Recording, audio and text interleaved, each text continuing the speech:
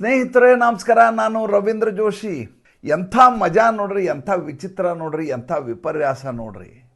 ಇವರು ಹಣೆ ಹಣೆ ಗಟ್ಟಿಸಿಕೊಂಡು ಅಳ್ತಾ ಇದ್ದಾರೆ, ಬಾಯಿ ಬಡ್ಕೋತಾ ಇದ್ದಾರೆ, ಕಿರ್ಚಾಡ್ತಾ ಇದ್ದಾರೆ. ಏನು ಇವ್ರು ಗಂಡನೇ ಸತ್ತು ಹೋಗ್ಬಿಟ್ಟಾನೇನೋ ಅಂತ ಅನಿಸ್ಬೇಕು. ಆ ರೀತಿಯದಾದಂಥ ರೋದನೆ, ಆ ರೀತಿಯದಾದಂಥ ದುಃಖ, ಆ ರೀತಿಯದಾದಂಥ ಯಾತನೆ. ಸಾವಿರಾರು ಹೆಣ್ಮಕ್ಳು ಬೀದಿಗಿಳಿದಿದ್ದಾರೆ. ಅವರು ಮಾತ್ರ ಅಲ್ಲ, ಅವರ ಕುಟುಂಬದವರು ಕೂಡ ಬಂದು ಬೀದಿಯಲ್ಲಿ ಇನ್ನಿಲ್ಲದ ಹಾಗೆ ಮಾತಮ್ಮನ್ನು ಆಚರಿಸ್ತಾ ಇದ್ದಾರೆ. ಅಂದರೆ ಸೂತಕವನ್ನು, ಶೋಕವನ್ನು ಆಚರಿಸ್ತಾ ಇದ್ದಾರೆ.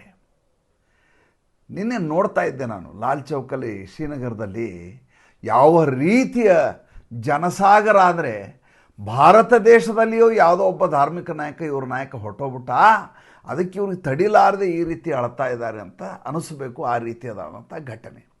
ಆ ಕಡೆ ನೀವು ಕರಾಚಿಗೆ ಹೋದರೆ ಅಲ್ಲಿ US ಕಾನ್ಸುಲೇಟು, ಅಲ್ಲಿ ಒಂದಿಷ್ಟು ಹುಡುಗರು ಸುತ್ತಿಗೆ ತೊಗೊಂಡು ಹೋಗಿ ಆ ಗ್ಲಾಸ್ಗಳನ್ನು ಹೊಡಿತಾ ಇದ್ದಾರೆ, ಬಿಲ್ಡಿಂಗಿಗೆ ಬೆಂಕಿ ಹಚ್ತಾ ಇದ್ದಾರೆ. ಅಮೇರಿಕೆಯ ದೂತಾವಾಸವನ್ನು ಸಂಪೂರ್ಣವಾಗಿ ನಾಶ ಮಾಡುವ ಪ್ರಯತ್ನ ಮಾಡ್ತಾ ಇದ್ದಾರೆ. ಎಂಥ ವಿಚಿತ್ರ. ಆ ಕಡೆ ಇರಾನು ಮುಸಲ್ಮಾನ ದೇಶಗಳ ಮೇಲೆ ನಿರಂತರವಾದ ಪ್ರಹಾರವನ್ನು ಮಾಡ್ತಾ, ಶಿಯಾಗಳೇ ಬೇರೆ ಸುನ್ನಿಗಳೇ ಬೇರೆ, ಯಾವ ಸುನ್ನಿ ರಾಷ್ಟ್ರ ಅಮೇರಿಕೆಯ ವಾಯುನೆಲೆಗೆ ಅವಕಾಶ ಮಾಡಿಕೊಟ್ಟಿದೆ ಆ ರಾಷ್ಟ್ರವನ್ನು ಬಿಡೋದಿಲ್ಲ ಅಂತ ಅವ್ರ ಮೇಲೆ ಅದು ಪ್ರಹಾರ ಮಾಡ್ತಾ ಇದೆ. ಎಷ್ಟೆಲ್ಲ ವಿಷಯಗಳು ನಡೆದಿದ್ದಾವೆ ಕೇವಲ 24 ಗಂಟೆಗಳಲ್ಲಿ. ಒಂದು ಭಾನುವಾರ ರಜಾ ಮಾಡೋಣ ಅಂದರೆ 1000 ಸುದ್ದಿಗಳ ನಿರಂತರವಾದ ಸುರಿಮಳೆ. ನಿಮಗೆ ಗೊತ್ತು, ಇರಾನ್ನ ಸರ್ವಾಧಿಕಾರಿ ಅಯಾತುಲ್ಲಾ ಅಲಿ ಖಮೇನಿ ಹತನಾಗಿದ್ದಾನೆ, ಕಬ್ರಸ್ತಾನಿಗೆ ಹೋಗಿದ್ದಾನೆ. 72 ಹೂರೆಗಳ ಜೊತೆ ಬಹುಶಃ ಈತ ಅವರ ಧರ್ಮದ ಪ್ರಕಾರ ಈಗ ಸ್ವರ್ಗದಲ್ಲಿ ವಿಲಾಸಿ ಜೀವನ ನಡೆಸ್ತಾ ಇರ್ಬೋದು. ಅವ್ರು ಹೇಳೋದು ಹಂಗೆ ಹೇಳ್ತಾರೆ, ಜನ್ನತ್ಗೆ ಹೋಗ್ಬಿಡ್ತಾರೆ ಡೈರೆಕ್ಟು ಅಂತ. ಇನ್ನೂ ಮಣ್ಣು ಮಾಡಿಲ್ಲ, ಒಂದು ಇನ್ನೂ ಗೋರಿ ಕಟ್ಟಿಲ್ಲ. ಇವನ 3 ಸಂತತಿ ನೆಲಸಮಾಗಿದೆ.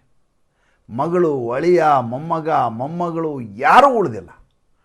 ಹೋಗಲಿ, ಈತ ಒಬ್ಬನೇ ಅಲ್ಲ, ಈತನ ಡಿಫೆನ್ಸ್ ಮಿನಿಸ್ಟರ್ ಸತ್ತೋದ, ಈತನ ಬ್ರಿಗೇಡಿಯರ್ ಸತ್ತೋದ, ಕಮಾಂಡರ್ ಸತ್ತೋದ, ಉನ್ನತ ಅಧಿಕಾರಿಗಳು ಸತ್ತೋದರು, ಈತನ ಕುಟುಂಬಸ್ಥರು ಸತ್ತೋದರು. 40 ಜನ ಏಕಕಾಲದಲ್ಲಿ ಹತರಾಗಿ ಹೋಗಿದ್ದಾರೆ. ಇಸ್ರೇಲ್ನ ಪಡೆ ಮತ್ತು ಅಮೇರಿಕೆಯ ಪಡೆ ಎರಡೂ ಸೇರಿ ಮಾಡಿರುವಂಥ ಕಾರ್ಯಾಚರಣೆಯಿಂದ ಆದಂಥ ಅತಿ ದೊಡ್ಡದಾದಂಥ ಕ್ಷಿಪ್ರವಾದಂಥ ಕಾರ್ಯಾಚರಣೆ. ಅನಿರೀಕ್ಷಿತ ಏನೂ ಅಲ್ಲ, ಯಾಕೆಂದರೆ ಕಳೆದ 3 ತಿಂಗಳಿಂದ ನಿರಂತರವಾಗಿ ಅಮೇರಿಕ ಹೇಳ್ತಾ ಇತ್ತು. ಅಷ್ಟೇ ಅಲ್ಲ, ಅಬ್ರಹಾಂ ಲಿಂಕನ್ ಅನ್ನುವಂಥ ಸಮುದ್ರದಲ್ಲಿ ತೇಲುವಂಥ ಒಂದು ದೊಡ್ಡ ಯೋಧರ ಪಡೆ, 6000 ಯೋಧರ ಪಡೆ, ಸಹಸ್ರಾರು ಫಿರಂಗಿಗಳು, ಕ್ಷಿಪಣಿಗಳು, ವಿಮಾನಗಳು, ಹೆಲಿಕಾಪ್ಟರ್ಗಳು ಇರುವಂಥ ಹಡಗು ಏನಿದೆ ಅದು ಕಾದು ಕುಳಿತಿತ್ತು ಇರಾನ್ ಮೇಲೆ ದಾಳಿ ಮಾಡಲಿಕ್ಕೆ. ಡೊನಾಲ್ಡ್ ಟ್ರಂಪ್ ಬೆಳಗ್ಗೆ ಎದ್ರೆ ಹೇಳ್ತಿದ್ದ, ಇವತ್ತು ಶುರು ನಾಳೆ ಶುರು, ಇವತ್ತು ಶುರು ನಾಳೆ ಶುರು.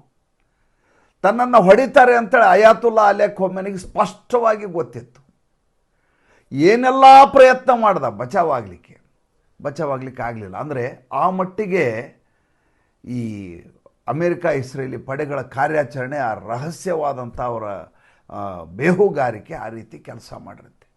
ಎಂಥ ಸಮಯವನ್ನು ಆಯ್ಕೆ ಮಾಡಿಕೊಂಡಿದ್ದಾರೆ ಅಂದರೆ, ನರೇಂದ್ರ ಮೋದಿ ಇಸ್ರೇಲ್ ಹೋಗಿ ಭೇಟಿ ಕೊಟ್ಟು ವಾಪಸ್ ಬರ್ತಾರೆ, ಬಂದ ತಕ್ಷಣ ಆ ಕಡೆ ಕಾರ್ಯಾಚರಣೆ ಆಗುತ್ತೆ. ಏಕಕಾಲದಲ್ಲಿ ಎಲ್ಲ ಅಧಿಕಾರಿಗಳು, ಕುಟುಂಬಸ್ಥರು ಇರುವಂಥ ಸಮಯವನ್ನು ನೋಡಿಯೇ ದಾಳಿಯನ್ನು ಮಾಡಲಾಗಿದೆ. ಅಂದರೆ ಆ ಇರಾನಿನ ವ್ಯವಸ್ಥೆಯ ಮಧ್ಯೆ ಯಾವ ರೀತಿಯ ಬೇಹುಗಾರಿಕೆಯನ್ನು ಇಸ್ರೇಲ್ ಮತ್ತು ಅಮೇರಿಕ ಮಾಡಿರ್ಬೋದು, ಸುಮ್ಮನೆ ಆಲೋಚನೆ ಮಾಡಿ. ಅಂದರೆ ಜೊತೆಗಿರುವವರೇ ಈ ಮಾಹಿತಿಯನ್ನು ಕೊಟ್ಟು ಈ ರೀತಿಯ ದಾಳಿಗೆ ಕಾರಣೀಭೂತರಾಗಿದ್ದಾರೆ. ಇದರ ಫಲಶ್ರುತಿ ಏನು? ಬಾಯ್ ಬಡ್ಕೋತಾ, ಲಖನೌನಲ್ಲಿ ಬಾಯ್ ಬಡ್ಕೋತಾ ಇರುವಂಥ, ಬುರ್ಕ ಹಾಕ್ಕೊಂಡಿರುವಂಥ ಸಹಸ್ರಾರು ಜನ ಹೆಣ್ಮಕ್ಳು.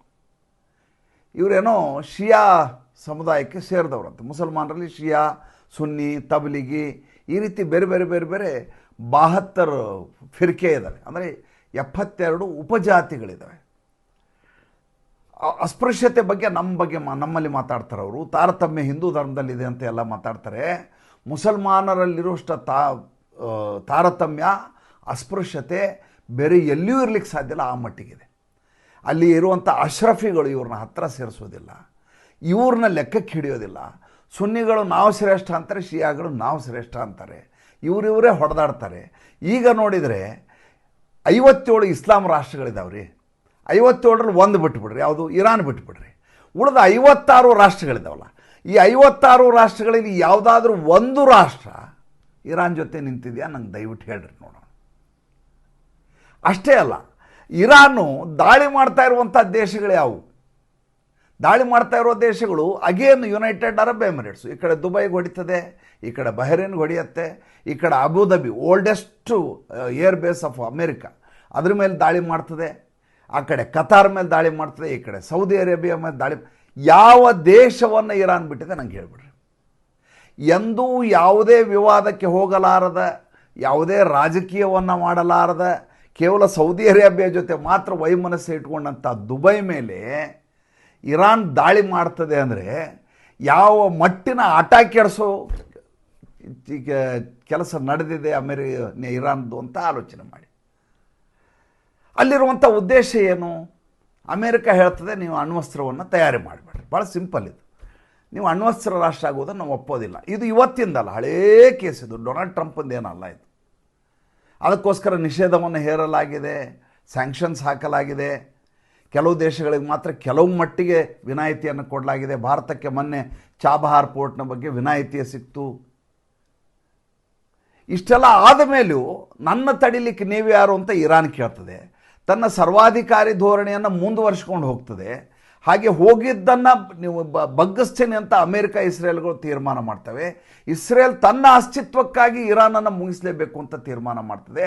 ಇಸ್ರೇಲ್ನ ಗುರಿ ಅಲ್ಲಿರುವಂಥ ಖಮೇನಿ ಇರುವವರೆಗೂ ತನಗೆ ನೆಮ್ಮದಿ ಇಲ್ಲ, ತನ್ನ ದೇಶದ ಮೇಲೆ ಯಾವಾಗ ಬೇಕಾದರೂ ದಾಳಿ ಮಾಡ್ತಾರೆ ಅನ್ನುವಂಥ ಭಯ, ಆತಂಕ ಅದನ್ನು ಕಾಡ್ತಾ ಇದೆ. ಹೀಗಾಗಿ ಇಲ್ಲಿ ಸರ್ಕಾರವನ್ನು ಕೆಡಬೇಕಾದ ಅನಿವಾರ್ಯತೆ ಇದೆ.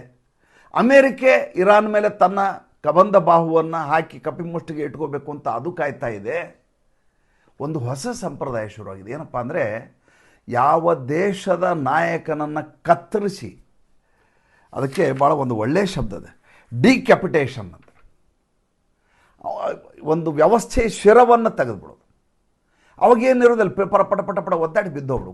ಈ ಕೋಳಿ ಕುತ್ತಿಗೆ ಕತ್ತರಿಸ್ಬಿಟ್ರೆ ಏನಾಗ್ತದೆ? ನೆಲ ಮೇಲೆ ಬಿದ್ದು ವಿಲಿ ವಿಲಿ ಅಂತ ಡಿಕ್ಯಾಪಿಟೇಷನ್ ಅಂತಾರೆ.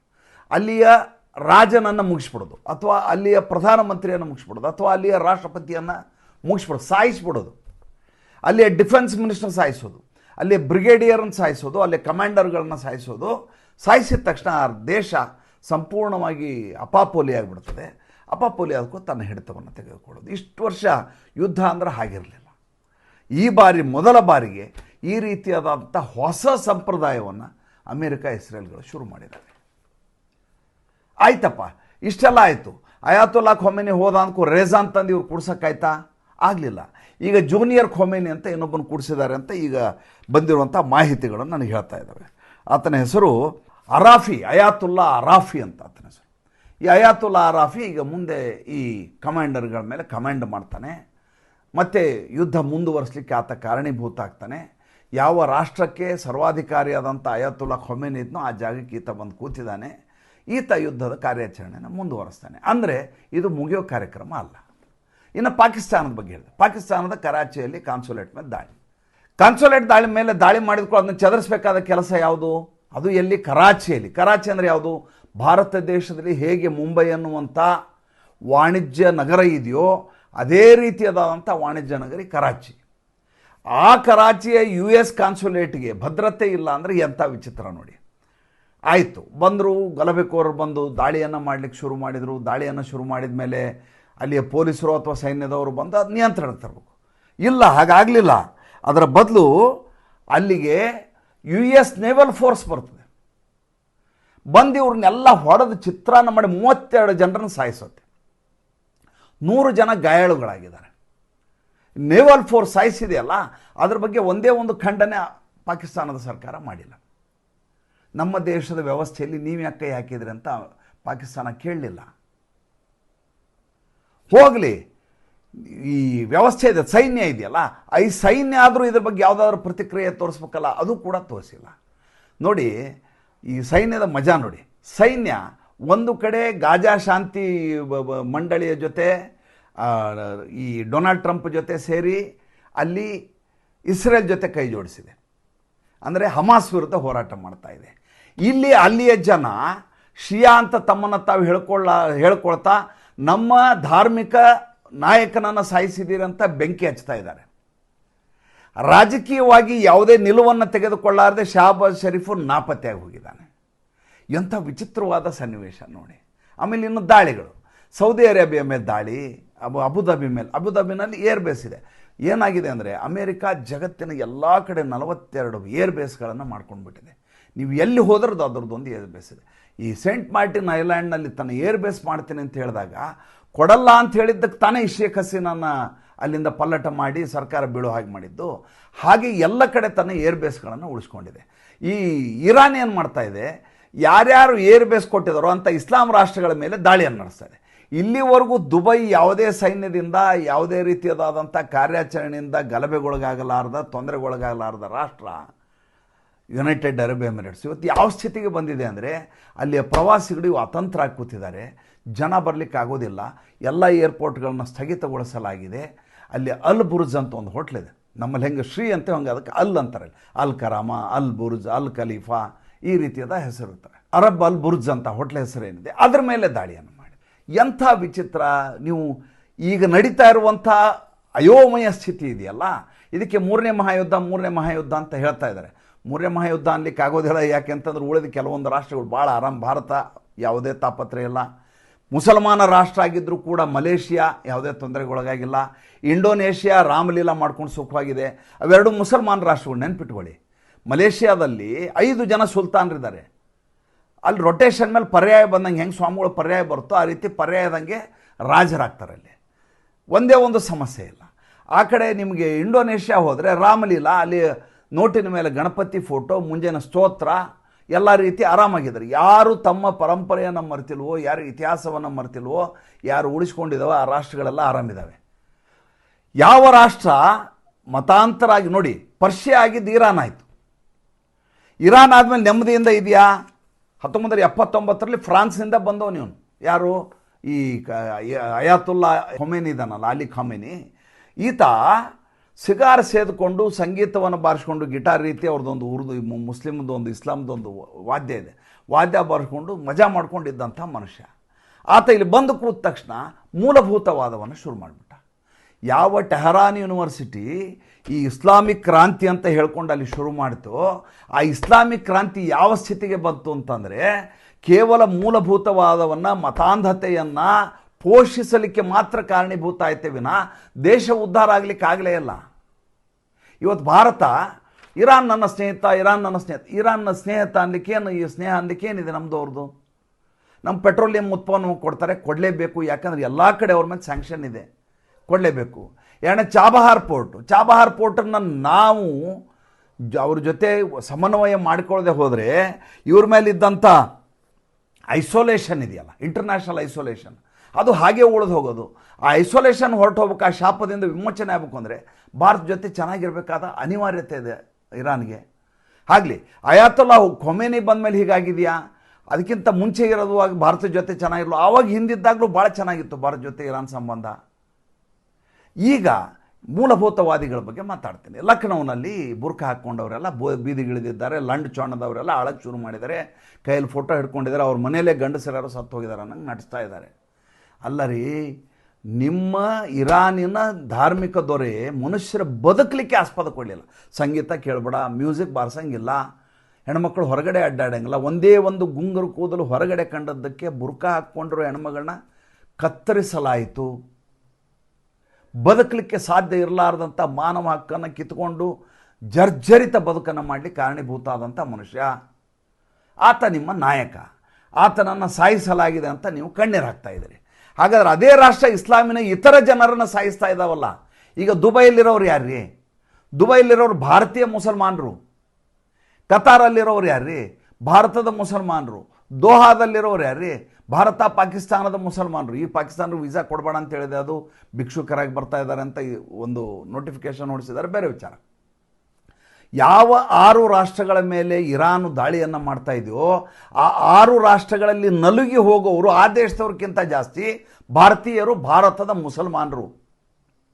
ಅವ್ರ ಬಗ್ಗೆ ಪಾಕಿಸ್ತಾನದವ್ರಿಗೂ ಕಳಕಳಿ ಇಲ್ಲ, ಆ ಬಗ್ಗೆ ಭಾರತದಲ್ಲಿರುವಂಥ ಲಕ್ನೋ, ಕಾಶ್ಮೀರ, ಶ್ರೀನಗರ, ಜಮ್ಮುನಲ್ಲಿ ಗಲಾಟೆ ಮಾಡ್ತಾ ಇರೋರಿಗೂ ಕನ್ಸರ್ನ್ ಇಲ್ಲ. ಅಂದರೆ ನಿಮ್ಮ ಸೋದರರು ಅನ್ಸ್ಕೊಂಡವ್ರು ಸತ್ತೋದ್ರೂ ಪರವಾಗಿಲ್ಲ, ಅಯಾತುಲ್ಲಾ ಖೊಮೇನಿ ಉಳಿಬೇಕು. ಇದು ಎಂಥ ಮೂರ್ಖತನ ರೀ ಇದು. ಈ ಯುದ್ಧ ಇದೆಯಲ್ಲ, ಜನರ ಅಜ್ಞಾನವನ್ನು ಬೀದಿಗೆ ತಂದು ನಿಲ್ಲಿಸೋಂಥ ನಿದರ್ಶನ ಇದು. ಜನರ ಮತಾಂಧರ ಮೂರ್ಖತನ ಎಲ್ಲಿಗಿದೆ ಅನ್ನೋದನ್ನು ನೀವು ನೋಡಬೇಕು ಅಂದರೆ ಈ ಯುದ್ಧದ ಡೆವಲಪ್ಮೆಂಟ್ಗಳನ್ನು ಗಮನಿಸಬೇಕು.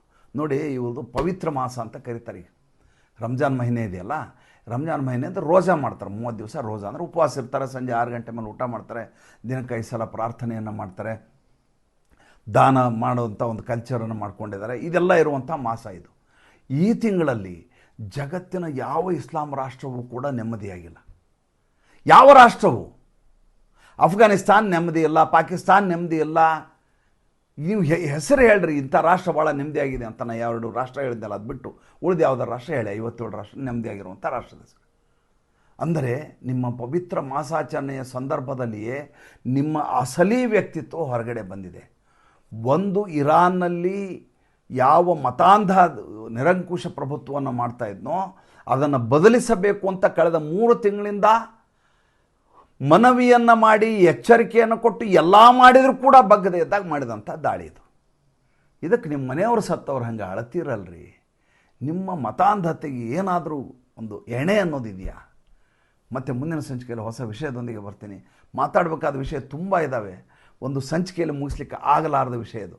ಹೇಗೆ ಅಯಾತುಲ್ಲಾ ಖೊಮೇನಿನ ಹೊಡೆದ್ರು, ಈಗ ಹೆಂಗೆ ಇನ್ನೊಬ್ಬ ಬಂದು ಕೂತಿದ್ದಾನ, ರೇಜಾ ಯಾಕೆ ಬರಲಿಲ್ಲ, ಇದರ ಪರಿಣಾಮ ಏನು, ಬೇರೆ ಬೇರೆ ಭಾಗಗಳಲ್ಲಿ ಯಾವ ರೀತಿಯ ಪರಿಣಾಮ ಆಗ್ತಾಯಿದೆ, ಭಾರತದ ಆರ್ಥಿಕತೆಯ ಮೇಲೆ ಇದರ ಪರಿಣಾಮ ಏನು, ಡಾಲರ್ ರೇಟ್ ಹೇಗೆ, ಪೆಟ್ರೋಲಿಯಂ ಪ್ರಾಡಕ್ಟ್ಗಳ ರೇಟ್ ಹೇಗೆ ಜಾಸ್ತಿ ಆಗಲಿದೆ, ಎಲ್ಲ ಮಾಹಿತಿಗಳನ್ನ ಮುಂದಿನ ಸಂಚಿಕೆಗಳಲ್ಲಿ ಕೊಡ್ತೇನೆ. ಸಂಚಿಕೆ ಇಷ್ಟ ಆಗಿದ್ದರೆ ಲೈಕ್ ಮಾಡಿ, ಫಾಲೋ ಮಾಡಿ, ಶೇರ್ ಮಾಡಿ. ನಮ್ಮ ಮುಕ್ತ ಪತ್ರಿಕೋದ್ಯಮಕ್ಕೆ ಆರ್ಥಿಕವಾಗಿ ಬೆಂಗಾವಲಾಗಿ ನಮಸ್ಕಾರ.